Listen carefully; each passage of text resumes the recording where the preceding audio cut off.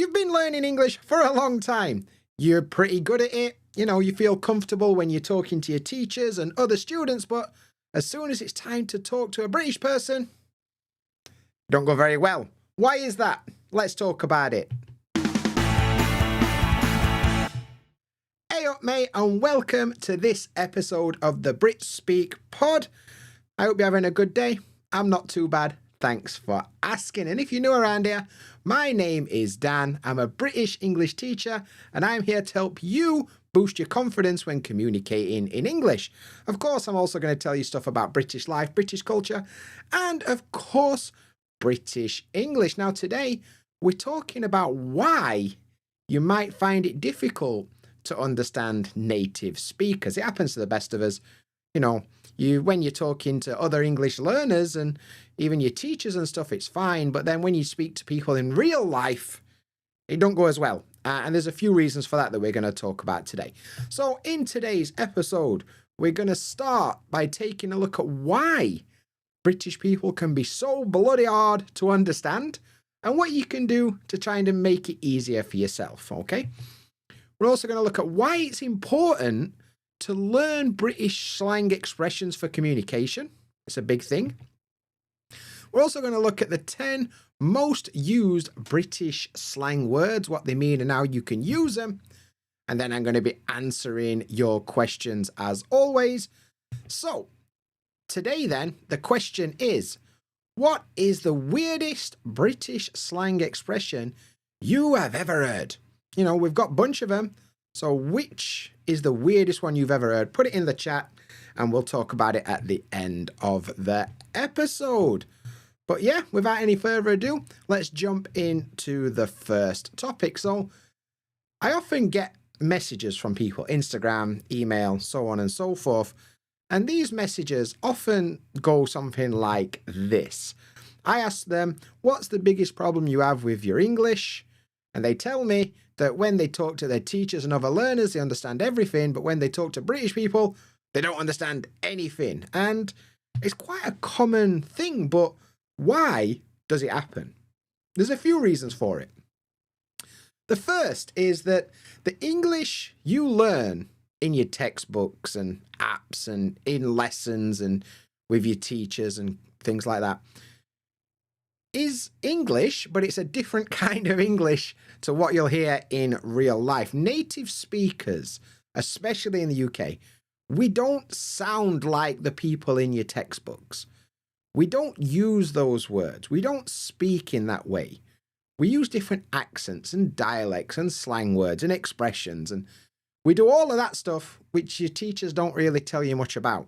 You spend too long learning about second conditional and not enough time learning about how John from Birmingham might tell you he's feeling cold, So one reason is that there's a massive difference between how English is presented in educational situations and how English actually works in the real world.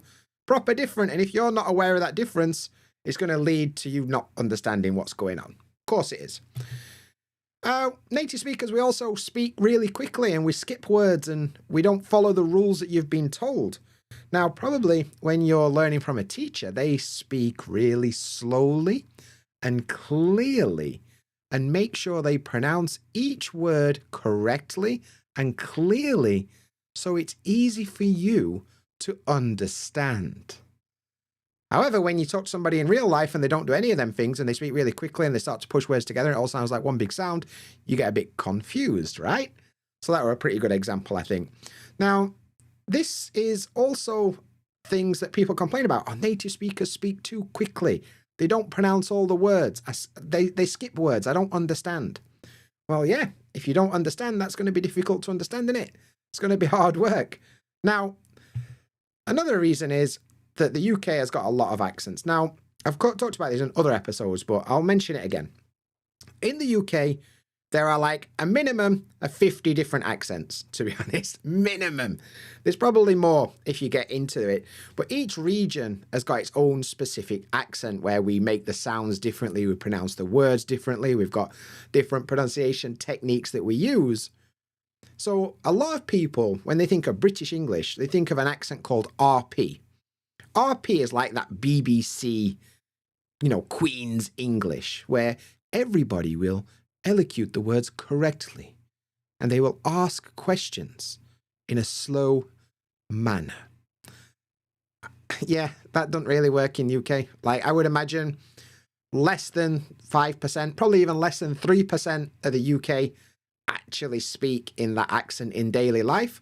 So if you're expecting everybody to sound like that, and then suddenly you end up, I don't know, in Middlesbrough or, I don't know, Glasgow, you're going to be surprised, mate, because nobody is going to sound like that. So all of these things can make it pretty difficult to understand native speakers, right? So that's one of the things that happens. And, it's not necessarily your fault that these things happened. Like, it's not your fault that your textbooks and your teachers haven't prepared you for that. It's not your fault that native speakers are doing things that they tell you not to do. And it's not your fault that you haven't heard every single accent in the UK, right? Like, this is one of those things that it's tough, but it's something that you need to work on. And the reason you need to work on it is because it causes quite a few problems with communication if you're not careful. Like, you can end up like this guy with whirly eyes and is a bit confused. And like, if you try and speak to native speakers, you talk to British people in the UK, and, they're using their accent, they're using all these weird slang words and expressions, and they're talking really quickly, and you can't follow what's going on, your confidence is going to just take a dive, innit? Your confidence is going to fall. And when your confidence falls, you're going to feel like, I can't do this. I'm not good enough. My English is not good enough to talk to native speakers. I must be doing something wrong, right? And the problem then comes from most people, when something's difficult, like talking to a native speaker, they don't want to do it. So they don't want to talk to native speakers because it makes them feel bad about their English. Makes them feel like their English is not good enough. So they probably don't do it as much as they could, or as much as they probably should. Talking to native speakers and talking to other people that you meet when you go to the UK is a fun thing to do. It's cool. It's great. But if you feel bad about it, you're probably going to avoid it. And that's not cool. That's no bueno, which I think is Spanish for not good. I don't know. I don't speak Spanish. But anyway, so yeah, if you struggle to speak to people around you, you're going to feel confused, and confused going to hurt your confidence, and then you're not going to do it, and it's a vicious cycle, The next thing is that when people are talking to you and it's just like too much, you can't follow what they're saying, you've got two options. Either you tell them, like, sorry, mate, I don't understand them words that you're saying, and I don't understand your accent, so can you try again? But 99.999% of people who are learning English don't do that. Do you know what they do? Their eyes are wide. They're just nodding, hoping for the best, like, yeah, okay, I understand. The truth is, they don't understand. So they just kind of smile and nod and play along, praying, just absolutely praying that you don't ask a question. Please don't ask me a question about this thing, because I'm just pretending to understand, and I don't understand. But the problem is, maybe you'll miss something really important in that conversation. You're panicking, like, I don't understand anything. And they tell you, that there's going to be a meeting tomorrow at 10 o'clock, but you don't catch that and you don't ask about it. And then you don't go to the meeting and your boss is pissed off, like, why ain't Dan at this meeting? Because I didn't understand they were a meeting. I was just nodding and smiling, that's why. So, it can mean that you missed something important, which is something we don't want to do, right? Now, all this stuff, it's going to hurt your confidence eventually. Your confidence is going to drop. And like I said, if your confidence drops, you're going to try and avoid being in a situation that hurts your confidence. You're going to go back to your comfort zone. And for most people, their comfort zone is back to the textbooks, filling in the gaps, back to the Duolingo apps, doing their streak or whatever it is, learning like sentences that are useful, like nos falamos como gatos or something. You can tell I've been using Duolingo for Portuguese. It's not very good. It's better than nothing, but it is what it is. But anyway, so you're more likely to go back to doing things that you feel comfortable with, and the kind of things that don't really fix the problem. Like, learning more English is not going to help you feel confident when you're talking to native speakers if you can't understand native speakers. Don't matter how much more vocabulary you learn. It's not going to change the problem, is it? So, and if you end up avoiding conversations, because it makes you feel bad, that's going to cause a lot of problems in your life, because it's going to end up doing things like stopping you from making connections with people you meet. So it's going to be hard to make new relationships and friendships. It's going to isolate you from other people because you're going to feel like you're not part of the team because you can't connect with them, right? And it could also end up hurting your career because you could end up making mistakes at work because you don't understand what people are saying to you, right? And this is all going to lead to feeling very lonely. Sorry, I've got hiccups. Feeling very lonely, feeling like you're not part of the group. You're not part of your community. You can't make friends. And if you move to the UK or you're living in an English-speaking country and you feel lonely and isolated like that, life's going to be pretty hard. And you're probably going to want to go home. And we don't want that. And that's why what seems like a minor problem, native speakers speak too quickly for me, but I understand my teacher, so it's all right. British people use slang, but I don't really care about slang, so it's all right. The problem is it causes these other effects in your life that can have a massive effect on your life. And that's one of the reasons we need to fix these problems. But that leads us to the question is, how can you fix these problems? Well, there's three kind of main things that I would suggest you start doing. And the first is start practicing listening to real accents. I don't mean teachers. Just because I'm from Yorkshire and I've got a Yorkshire accent, it's a bit of a trap because I'm also a teacher and I also understand how to change my accent and how to change my voice and slow down for people that need me to understand. So it's not genuine as much as I want it to be. As much as I try and speak as naturally as I can, there's something in my brain at the back that tells me to slow down because I'm talking to non-natives. I can't help it. So that's why you need to go out of your way and find native speakers who speak like they're talking to other native speakers, right? Now, really good ways to do this is things like podcasts. There's hundreds of podcasts. Find a podcast about something you're interested in, then find a British podcast about it and listen to it. Not a podcast from a teacher. Like I said, try and find a podcast from a regular Joe who just happens to be from Birmingham and he enjoys talking about whatever topic it is. Something like that. TV shows. We did a whole episode about British TV shows that you can use. And part of that episode, we're talking about different TV shows that have got regional accents. Check out one of them. You could also do YouTube. Find a YouTuber that's in that area that you learn. Like, for example, let's say you're going to live in Liverpool. Find a YouTuber from Liverpool and watch their stuff. That'll be a pretty good way to do it. Also, you can find local radio like BBC Radio Sheffield, for example. Listen to that. You'll get a good mix of local accents where you're going to be. But basically, you've got to spend time listening to genuine native speaker accents. And it's like anything. At first, it's going to be completely overwhelming and you're not going to understand anything. But the more you do it, the more you'll get used to it. Your ears will get accustomed to hearing those sounds and the way that they say those words, and your brain will get comfortable catching it. And that's the thing. So that's what I would suggest. And then that way, you're going to be able to communicate with more people in the UK. You're going to be able to communicate with people in different areas if you travel around the UK, for example. If, for example, let's say you travel to Devon or Cornwall, you can spend time listening to their accents. You'll be able to understand people when you get there and communicate, which is nice, isn't it? So yeah, it opens up a lot of doors. So get used to real British accents. And I don't mean try and use a British accent. You don't need to change your accent. That's not what I'm saying.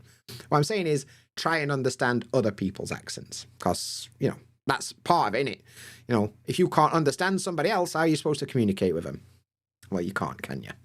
Another thing that you should probably do is learn about connected speech. So English is a stress-timed language, which means we've got a bunch of techniques that involve rhythm and timing and chunking and linking sounds together. And This can be learned relatively easy. There's a million videos on YouTube that show you how to do it. There's a really good video from Pronunciation with Emma, who's another Yorkshire teacher. She's a fantastic teacher.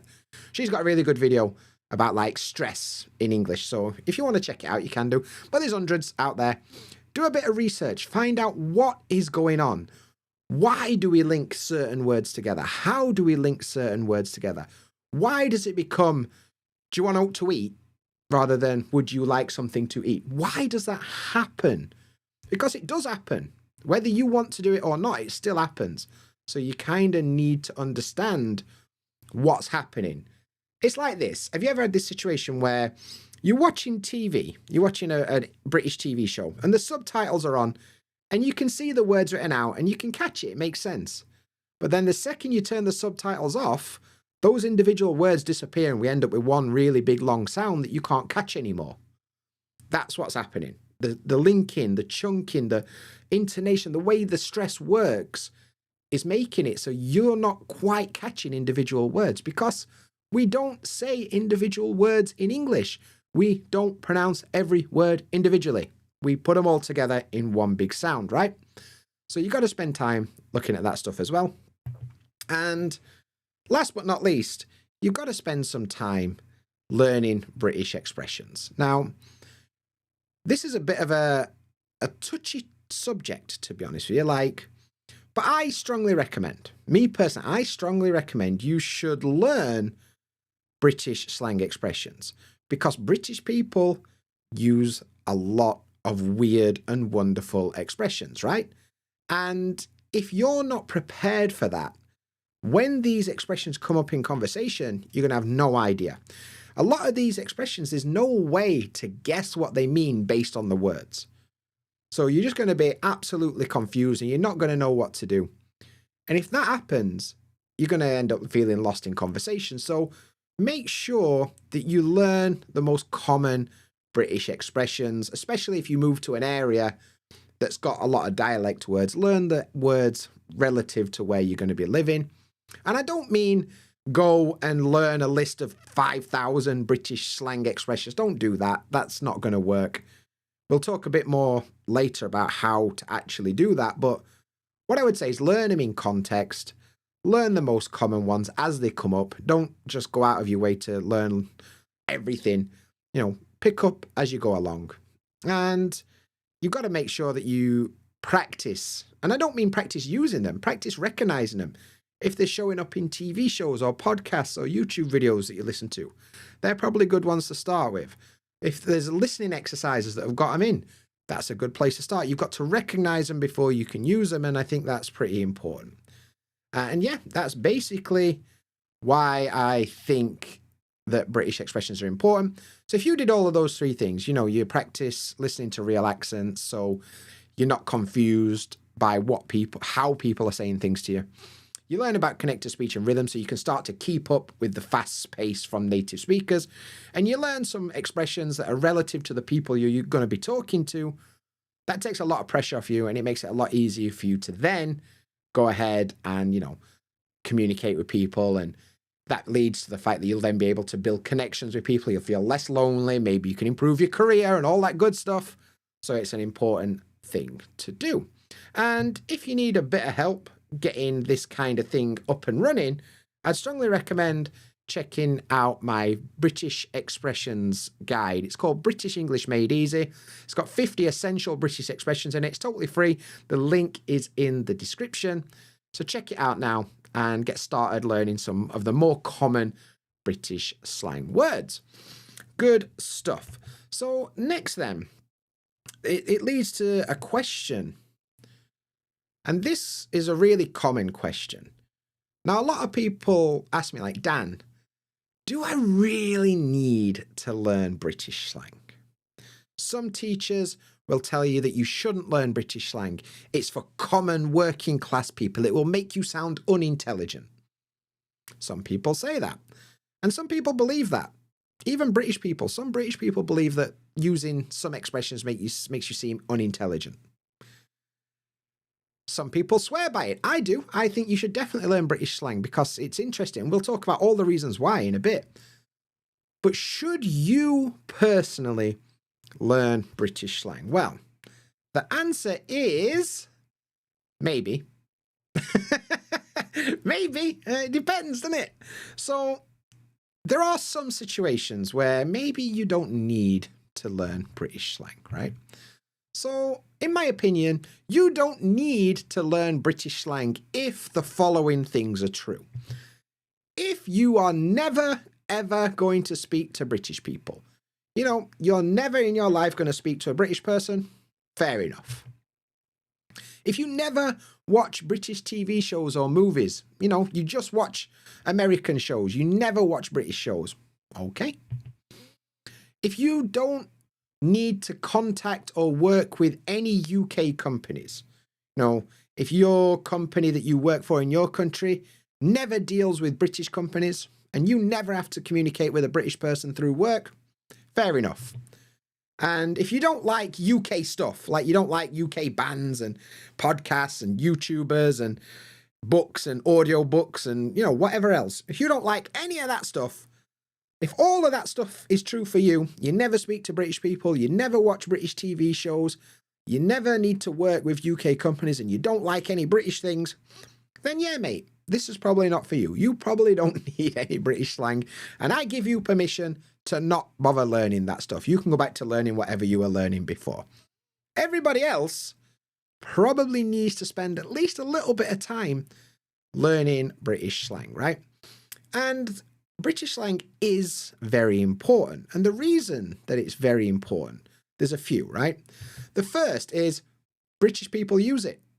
Whether you think it's good or not, whether you want to use it or not, whether you think it makes people seem unintelligent or not, all of that is irrelevant.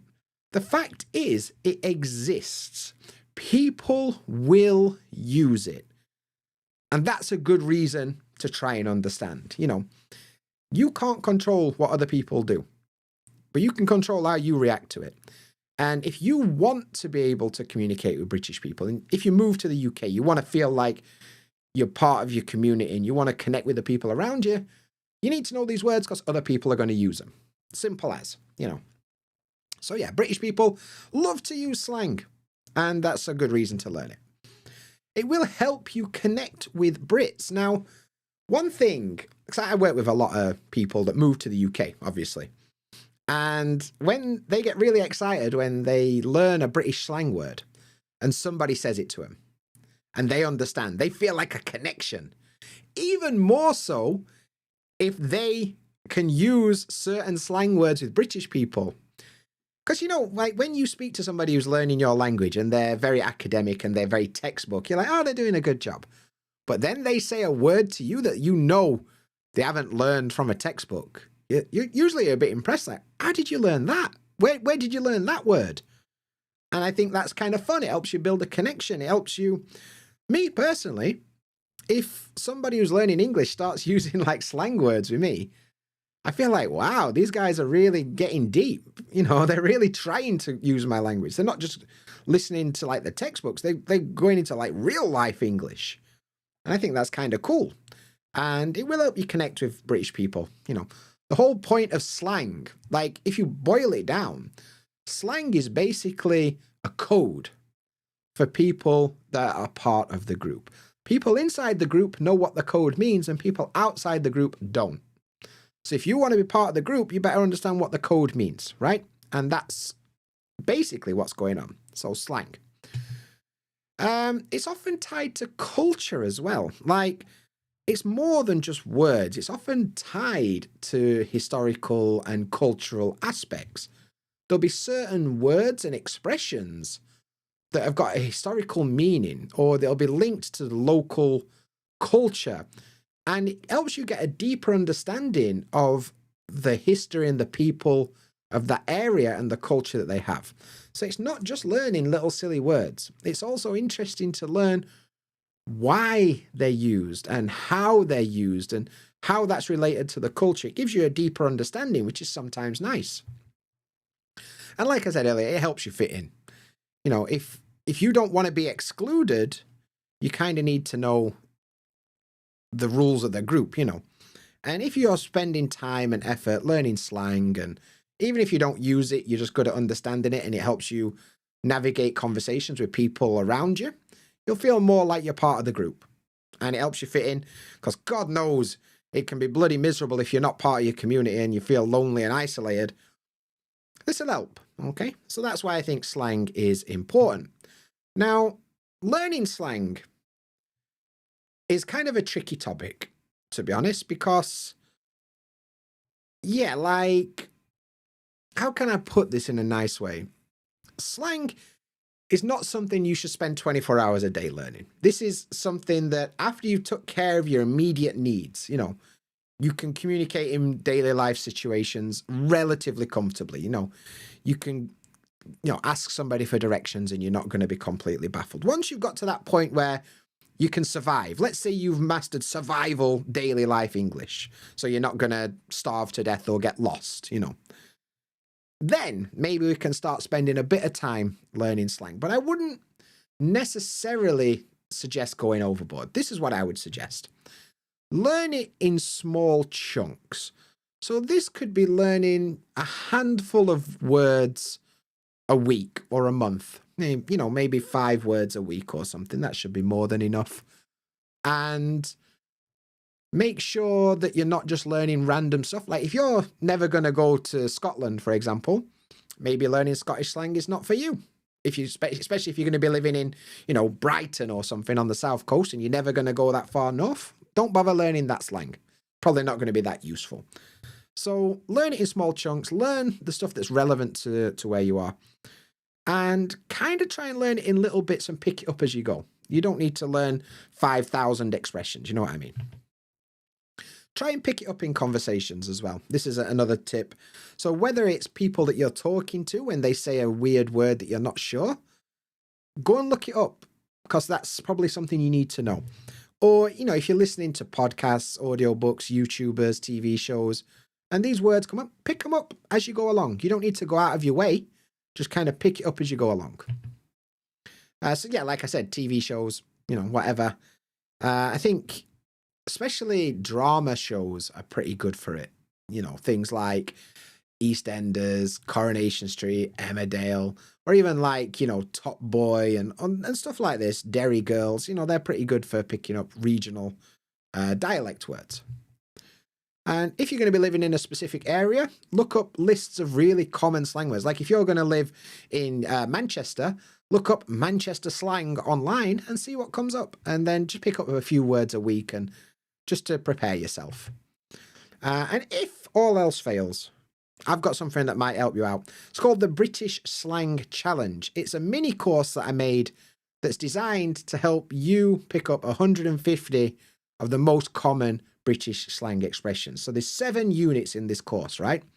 And in this course, it follows the story of Erica. She's a woman from Brazil. She moves to the UK and she sends emails back to her friends and family back home about her new life in the UK. So part of this story is she learns and uses different British slang words. So you get to learn them in context. It's not just random lists of words. They're in context. They're a part of a story. So you can easily connect the meaning to the situation, okay? And not only that, we've got listening exercises, there's shadowing exercises, there's explanation videos, there's workbooks, there's quizzes, and there's like 20 odd videos in there. And it's designed to make sure that you can understand, recognize, and eventually use these British slang expressions if you want. I tried to make it as simple and as useful as possible. I haven't used that much regional slang. It's kind of slang that's used all over the UK. And yeah, like I said, it is a course that I offer that, maybe you'd be interested in trying out. Now, it is available right now for $49 for, everything, the quizzes, the videos, everything you need. It's a self-study course. You can go at your own pace, $49, and the link is in the description. So check it out if you need a hand learning some more British slang. Now, speaking of British slang, we've been talking about it a lot today, and I thought the next best thing I could do for you is tell you some slang to get you started today. Maybe you've listened to this podcast and I've convinced you that you should spend a bit of time learning some slang. Well, here's your reward, mate. So what are the 10 most used British slang words, I should say? And this is actually from an article that I read online from 2024. And I believe it was Preply or Tandem. It was one of these English teaching companies. And they did a poll of British people. And they found that these were the 10 most used British slang words. So we're going to go through. I'm going to tell you what they mean. I'm going to give you the pronunciation. I'm going to give you an example sentence. So the first word. Let's look at this. Oh dear. There's a young lady and she's yawning. She looks a bit sleepy. She looks a bit tired. Now, a British person would say that she is knackered. Knackered. The K is silent. Knackered. There's two sounds. Knackered. Knackered. And yeah, it means exhausted. It means tired. So if somebody says they're knackered, they mean they're very, very tired. For example, I've been working all day and I'm absolutely knackered. Now, this is something you'll hear all the time in the UK. I think this is probably number one for a reason. You know, incredibly commonly used word in the UK. The next one. Somebody, I couldn't find a good picture for this one, but it's somebody holding their heart. Hopefully it's not because they're in pain. I think they're trying to show gratitude. They're trying to say thank you, I think is the point. Now, cheers is a British slang way of saying thank you. Now, you probably know cheers as in when you're in the pub with your mates and you all get your beer and you clink your glasses together and you're like, cheers, hooray. And yeah, that is true. We do say that. But we'll also say cheers to mean thank you. For example, cheers for the help, mate. Cheers. We'll also use cheers to say goodbye. All right, mate. See you tomorrow. Cheers.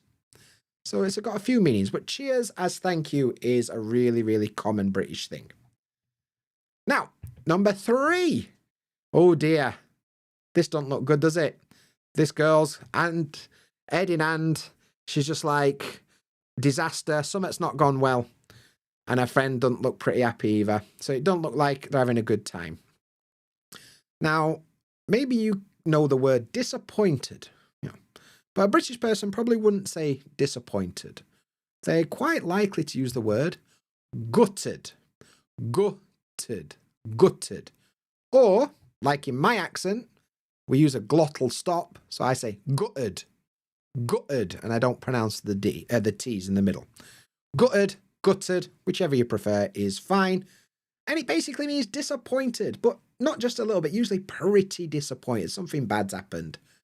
For example, I was absolutely gutted when I lost my phone. I just bought a new iPhone about a week ago and I lost it already. I am gutted. Yeah, I'm pretty disappointed about that. Okay. Next one. This is the opposite. She looks pretty happy about something. She's got a big smile on her face. She looks like something's gone well. And in that case, you could say happy or pleased, but a British person might use the word chuffed. Chuffed. Chuffed. It's a t sound at the end, chuffed. You'll often hear the expression chuffed to bits, which means like very pleased. So chuffed means pleased, but chuffed to bits means very pleased. And you can be chuffed for yourself because something good happened to you, or you could be chuffed for somebody else because something nice happened to them. For example, she was chuffed to bits when she got a promotion at work, or my friend told me he's getting married and I was chuffed to bits for him. You can use it both ways. Next up. Oh dear, this guy looks a bit strange, doesn't he?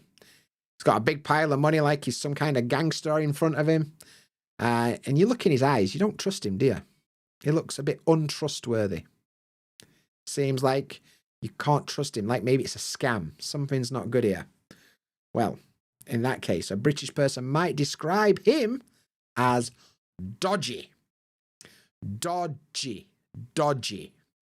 Dodgy is a way of saying untrustworthy, or something's not quite right. You can't trust it for whatever reason. It's suspicious, For example, I wouldn't trust that website, mate. It looks a bit dodgy. Or you can also use it to talk about things like the quality of food in a restaurant. It's like, oh, I went to that new pizza place the other day and a bit dodgy. I wouldn't eat there. Pizza's not very good. It's a bit dodgy. Yeah, so dodgy can mean like something's not quite right. You know, something's not quite right here is what you could say. It's a bit dodgy. Okay, cool. Next then. I've got a bunch of people. They're joking around. They're having a laugh. British people love to have a joke and a laugh. But the thing with British people that you need to be aware of is we like to make fun of each other. We like to joke by teasing our friends, by making fun of our friends. It's one of the ways we connect with British people. It's probably going to be a whole topic for another episode. But British people love to make fun of each other. And we make fun of ourselves as well. Now, there's kind of two expressions that mean the same thing. But I'm going to tell you the more used one. And that is taking the piss. Now, be careful. Taking the piss and taking a piss are not the same thing. Taking a piss is where you go to the toilet. Taking the piss is where you make fun of your friends having fun with joking around. You know, maybe your friend's got a big nose and you say, shut up, big nose. Keep your nose out or whatever. You know, we're just joking around. We're having fun. We're making fun of our friends because that's what we do. So taking the piss is what a lot of people will call that. You may hear the more work-friendly version, taking the mickey. Like as in Mickey Mouse, taking the mickey or taking the piss. Yeah, it means we're teasing, we're making fun of our friends. And, you know, there's always one mate that takes it too seriously and you can say, don't get upset, mate. We're only taking the piss. We're only having a laugh. It's only a bit of banter. Calm down. So yeah, taking the piss. Next, the most used British slang is a random picture of a man that I found on the internet. Now, we've got a word when we're talking about a man of roughly middle age, let's say middle-aged, or they're definitely not a young man. They're more senior, let's say. And we use the word bloke. Bloke. And this just means man, guy.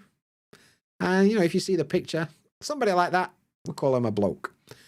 And yeah, it's just a slang word that means man. And for example, my neighbour is a lovely bloke. He's always smiling. He's a top bloke. Now, related words, for example, for a young bloke, you know, a young guy, probably you would hear the word lad, meaning like a young man, a young lad, and then an older bloke. For girls, like young girls, you would hear the word lass, you know, lad and lass. And then we've got bloke. And then for women, there used to be an expression that was bird. You know, like tweet, tweet, flying bird. But it's a bit old-fashioned. It's a bit offensive nowadays. Depending on where you are in the country, it is still used in certain areas, but probably wouldn't use that one. But yeah, bloke is perfectly fine to talk about men. Next up, one of these things, a brolly, we call it, but it's an umbrella to most people. In the UK, you'll hear people use the word brolly. Now, brolly is an interesting one because even though it rains all the time in the UK, I mean, everybody knows that, we don't actually use umbrellas as much as you might think. For a country where it rains all the time, we don't use umbrellas that much. Whereas here in Japan, where I live now, everybody uses an umbrella the second it starts to rain. And I found that a bit weird because I never use umbrellas. In the UK, you're more likely to find people just have waterproof jackets or whatever. So anyway, umbrella is the point, and we'll call it a brolly. For example, don't forget your brolly, it's gonna rain today, which you could say pretty much any day of the year, and it would probably make sense. So, all right, but brolly, okay. Next, we've got a picture of some old money. Actually, they've changed the money since this picture was taken. Well, I've got a £5 note, a couple of £1 coins. There's a 50p piece, a 20p piece, and a penny. Now, British money, you are probably aware that we call it pounds. You know, pounds and pence. We don't use dollars or anything like that, pounds and pence. However, like an American, we'll say dollars, but they also say bucks, 20 bucks. For British people, we'll say pound, but we'll also say quid. And quid is the slang word. So quid, which is like a qu sound, quid. Quid is just a slang word for pound, right? So £1 is £1. £5 is £5. You'll notice that even though pounds is pluralized, quid never is. So it's £1, £2, £5, £10, £1,000,000, whatever it is. For example, can you lend me 20 quid until Friday? Because I'm a bit poor and I need to borrow 20 quid if you don't mind. And then the next one is a bunch of people giving you a thumbs up. You know, looks nice. So something's gone well. It must be pretty good. And we've got loads of ways to say that something is pretty good in British English. But one that you'll hear quite a lot across the whole country is the word brill. That's brill. Brill. Short from the word brilliant. Brilliant. Brill. Oh, mate, that's brill. For example, I thought the new season of Taskmaster was brill, which is nice, isn't it? And those were the 10 most used British slang expressions and how to use them and what they mean and some examples. And if you want to take it to the next step, like I mentioned earlier, there's the British English Made Easy Guide. It's a PDF I made with 50 essential British expressions that you need to know if you're going to talk to people in the UK. The link is in the description. It's totally free, so you can get it now and start understanding some of the more common British expressions, so you're not going to feel confused when you're chatting to British people. So that is the details for today's podcast. And let's look at some of the comments that came in from the chat. So got Tefo, and Tefo says, "Hey up, mate. Hey up, mate." That's a good one. Hey up is a British, well, it's not even British, it's a Yorkshire version of saying hello. Hello. Hello, mate. Hey up, mate, which is what I say. And Tefo goes on to say, the weirdest British slang word he's ever heard is the word bollocks. And it has multiple meanings, not just one. And bollocks is actually one of my favourite British words. It's a swear word, let's be honest, but it's not like a top tier swear word. It's not the kind of swear word that your mum would slap you around the back of the head for saying as a kid. It's the kind of swear word you can almost get away with saying it on TV. Now, bollocks literally means testicles, yeah? But it can be used in so many ways in British English. Like, if somebody is talking and you know what they're saying is nonsense, they're talking bollocks, right? Or if you make a mistake, you can say, oh, bollocks. If you want to accuse somebody of lying, it's like, that's bollocks, mate. Or if your parents tell you off because you got a bad score on your test, they give you a bollocking. And on and on and on and on and on. There's a bunch of different expressions you can use with this word, and that's why it's quite a fun expression to learn. But be careful where you use it, though, yeah? Fra Bar says, this is easy in words, but in reality it's different. Most native speakers don't want to talk to foreigners that don't speak English well. I disagree. Now, I can't speak for everybody, but you'll be surprised most people are open to the idea of speaking to new people in the right environment. You know, when somebody joins a company at work, they're not just going to ignore somebody. It doesn't work that way. I've worked, when I was living in England and working, I worked with people from all over the world. And I enjoyed talking to people. So I think if you've got it in your head that British people don't want to speak to foreigners, that's simply not true. There are some British people. We can't say 100%. But that seems like a problem in your head rather than the reality, right? Now, it could be that you don't feel confident and that causes the problem, but if you really can't speak any English as well, like let's say you can speak very little English, sure, it might be difficult for you to speak to foreigners. But if you're already at a decent level, it sounds more like a confidence issue than people don't want to speak to you, which is something that you probably need to address and you need to work on.